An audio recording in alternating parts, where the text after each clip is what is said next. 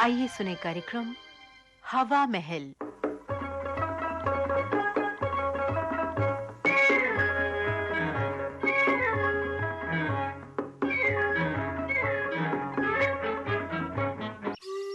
हवा महल में आज हमारी श्रृंखला सुनो कहानी।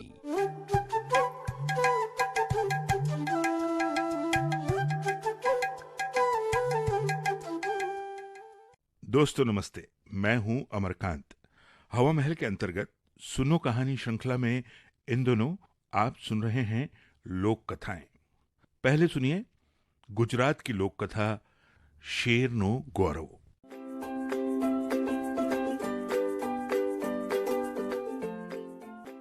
राजकोट के घने वन में एक बहुत बड़ा शेर रहता था। वो रोज शिकार पर निकलता और एक ही नहीं, दो नहीं, कई कई जानवरों का काम तमाम कर देता। जंगल के जानवर डरने लगे कि अगर शेर इसी तरह शिकार करता रहा तो एक दिन ऐसा आएगा कि जंगल में कोई भी जानवर नहीं बचेगा। शेर को रोकने के लिए कोई ना कोई उपाय करना तो जरूरी था। एक दिन जंगल के सारे जानवर इकट्ठा हुए और इस प्रश्न पर विचार करने लगे।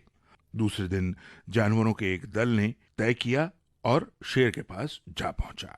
उनको अपनी ओर आता देख शेर घबरा गया। उसने गरज कर पूछा, क्या बात है? तुम सब यहां क्यों आ रहे हो? जानवरों के दल के नेता ने कहा, महाराज, हम आपके पास निवेदन करने आए हैं। आप राजा हैं और हम आपकी प्रजा। जब आप शिकार करने निकलते हैं तो बहुत जानवर मार डालते हैं। आप सबको खा भी नहीं पाते हैं। अब इस तरह से हमारी संख्या कम होती जा रही।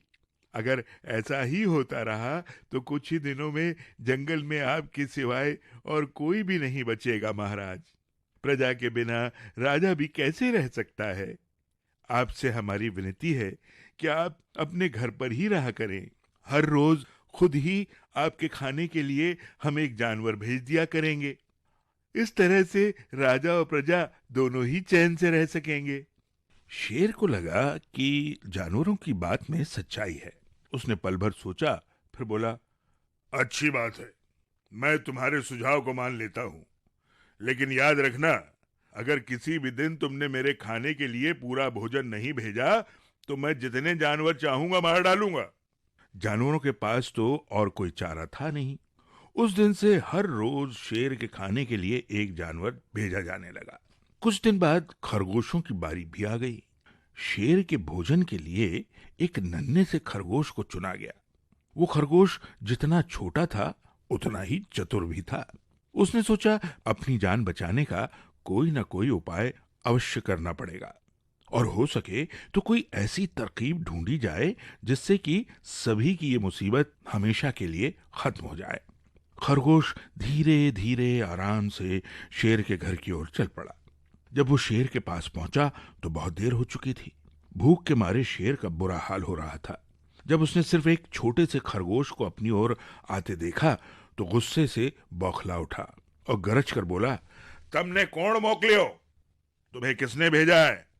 एक तो पिद्दी से हो, दूसरे इतनी देर से आ रहे हो। जिन बेवकूफों ने तुम्हें यहां भेजा है मैं उन सबको ठीक करूंगा। एक एक का काम तमाम न किया तो मेरा नाम भी शेर नहीं। नन्हे खरगोश ने आदर से जमीन तक झुककर सलाम किया और फिर कहा, महाराज, अगर आप कृपा करके मेरी बात सुन ले तो मुझे या और जानवरों को आप बिल्कुल भी दोष नहीं देंगे। वे तो जानते थे कि एक छोटा सा खरगोश आपके भोजन के लिए पूरा नहीं पड़ेगा, इसीलिए उन्होंने 6 खरगोश भेजे थे। लेकिन रास्ते में हमें एक और शेर मिल गया। उसने 5 खरगोशों को मार कर खा लिया। ये सुनते ही शेर दहाड़ कर बोला, शू कहियो? क्या कहा? दूसरा शेर? कौन है वो? तुमने उसे कहां देखा? महाराज, वो तो बहुत ही बड़ा शेर है। वो जमीन के अंदर बनी एक बड़ी गुफा में रहता है। वहीं से निकला था वो तो मुझे ही मारने जा रहा था, पर मैंने उससे कहा, सरकार, आपको पता नहीं कि आपने क्या अंधेर कर दिया। हम सब अपने महाराज के भोजन के लिए जा रहे थे, लेकिन आपने उनका सारा खाना खा लिया। हमारे महाराज ऐसी बातें सहन नहीं करेंगे, वे जरूर यहीं आकर आपको मार डालेंगे। तो जानते हैं उसने क्या कहा? क्या कहा? उसने कहा, कौन है तुम्हारा राजा? तो मैंने भी जवाब दिया, हमारा राजा जंगल का सबसे बड़ा शेर है। महाराज मेरे ऐसा कहते ही वो गुस्से से लाल पीला होकर बोला, बेवकूफ, इस जंगल का राजा सिर्फ मैं हूँ। यहाँ सब जानवर मेरी प्रजा हैं। जिस मूर्ख को तुम अपना राजा कहते हो, उस चोर को मेरे सामने हाजिर करो, मैं उसे बताऊंगा कि असली राजा कौन है। महाराज, इतना कहकर उस शेर ने आपको लिवाने के लिए मुझे यहाँ भेज दिया। खरगोश की बात सुनकर शेर को बड़ा गुस्सा आया। वो बार बार गरजने लगा, मुझे फौरन उस मूर्ख का पता बताओ। जब तक मैं उसे जान से न मार दूंगा, मुझे चैन नहीं मिलेगा। बहुत अच्छा महाराज। ऐसा कहकर खरगोश ने कहा, मौत उस दुष्ट की सजा है महाराज। अगर मैं और बड़ा और मजबूत होता तो मैं खुद ही उसके टुकड़े टुकड़े कर देता। चलो, रास्ता दिखाओ, फौरन बताओ किधर चलना है। इधर इधर आइए महाराज। खरगोश रास्ता दिखाते हुए शेर को एक कुएं के पास ले गया और बोला, महाराज, वो दुष्ट शेर जमीन के नीचे किले में रहता है, जरा सावधान रहिएगा। मैं उससे निपट लूंगा। तुम ये बताओ कि वो है कहाँ? पहले जब मैंने उसे देखा था तब तो वो यहीं बाहर खड़ा था। लगता है आपको आता देखकर वो नीचे किले में घुस गया। आइए आइए आइए, मैं आपको दिखाता हूँ। खरगोश ने कुएं के नजदीक जाकर शेर से अंदर झांकने के लिए कहा। शेर ने कुएं के अंदर झांका तो उसे कुएं में जो पानी था, उस पानी में अपनी ही परछाई दिखाई दी। परछाई को देखकर शेर जोर से दहाड़ा तो कुएं के अंदर से आती हुई अपनी ही दहाड़ने की गूंज सुनकर उसने समझा कि दूसरा शेर भी दहाड़ रहा है।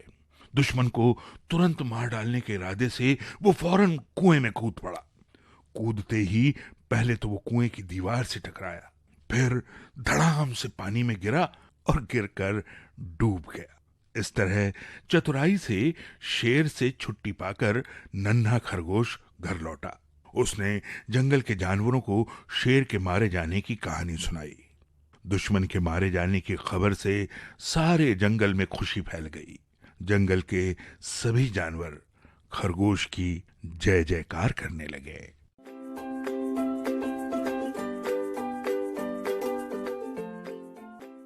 तो ये थी गुजरात की लोक कथा शेरनो गौरव।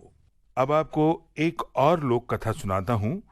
इसका शीर्षक है क्यों बोला।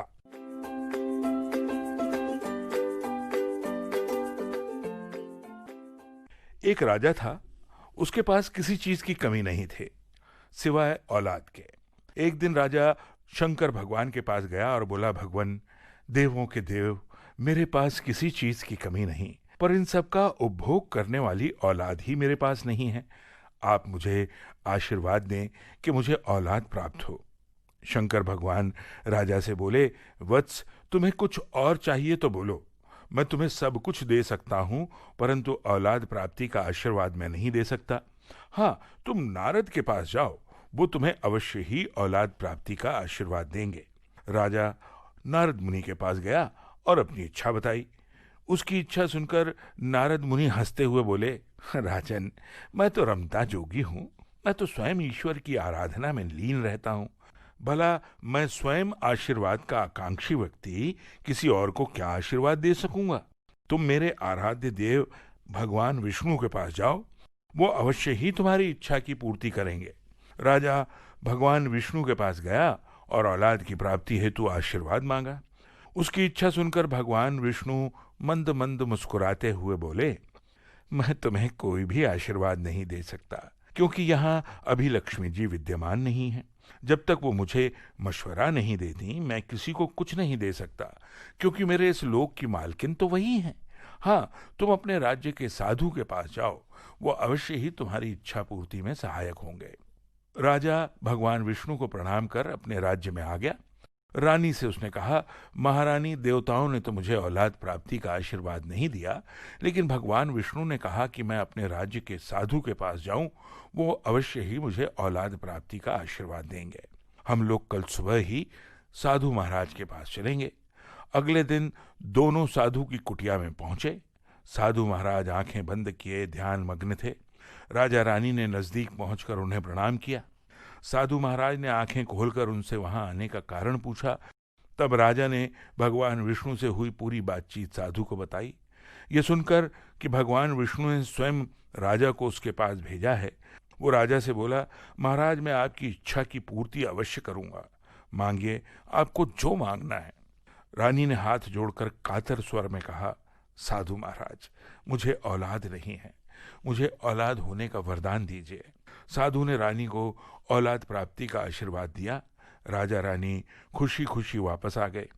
उचित अंतराल के पश्चात रानी ने एक पुत्र को जन्म दिया, परंतु राजा का पुत्र गूंगा पैदा हुआ। राजा ने सब तरह का इलाज कराया, पर बच्चा गूंगा ही रहा। एक दिन सिपाहियों के साथ राजा का पुत्र जंगल में शिकार खेलने गया। कुछ सिपाही आगे और कुछ पीछे थे, जबकि एक सिपाही राजकुमार के साथ चल रहा था। तभी पेड़ पर बैठा एक मोर बोल पड़ा, तो राजकुमार के साथ चल रहे सिपाही ने तीर से उस मोर को मार गिराया। मोर के जमीन पर गिरते ही राजकुमार बोल पड़ा। क्यों बोला?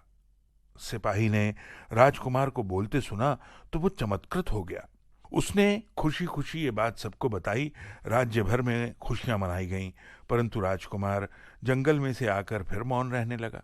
तब राजा ने क्रोधित हो झूठ बोलने का आरोप लगाकर सिपाही को जेल में डाल दिया। राजा राजकुमार को लेकर उसी साधु की कुटिया पर गया जिन्होंने उसे औलाद होने का वरदान दिया था, परंतु कुटिया में साधु महाराज नहीं थे। वहां उनका शिष्य था।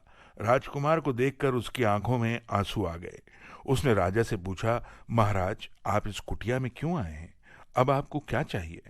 राजा ने चिंतित स्वर में कहा, साधु महाराज, आपके गुरु के आशीर्वाद से मुझे औलाद तो मिली, पर यह मेरा पुत्र बोल नहीं पाता।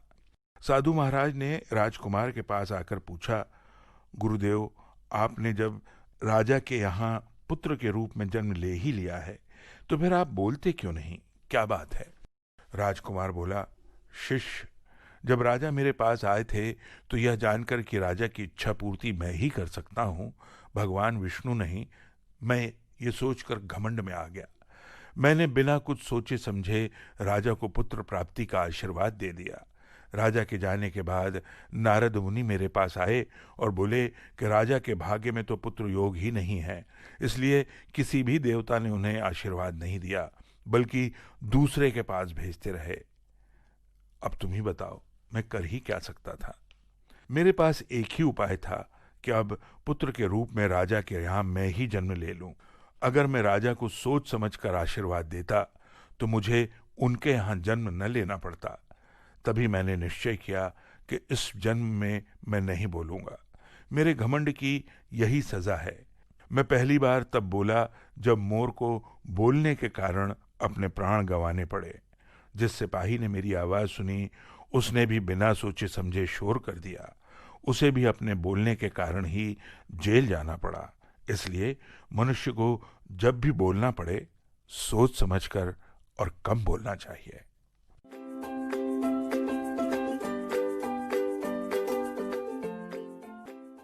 तो दोस्तों, ये थी एक और लोक कथा। आज के इस प्रोग्राम में ये 2 लोक कथाएं आपने मुझसे यानी अमरकांत से सुने। कार्यक्रम के प्रस्तुतकर्ता हर्षवर्धन गवई। अब आज का ये कार्यक्रम यहीं समाप्त होता है। बने रहिए विविध भारती के साथ। सुनो कहानी।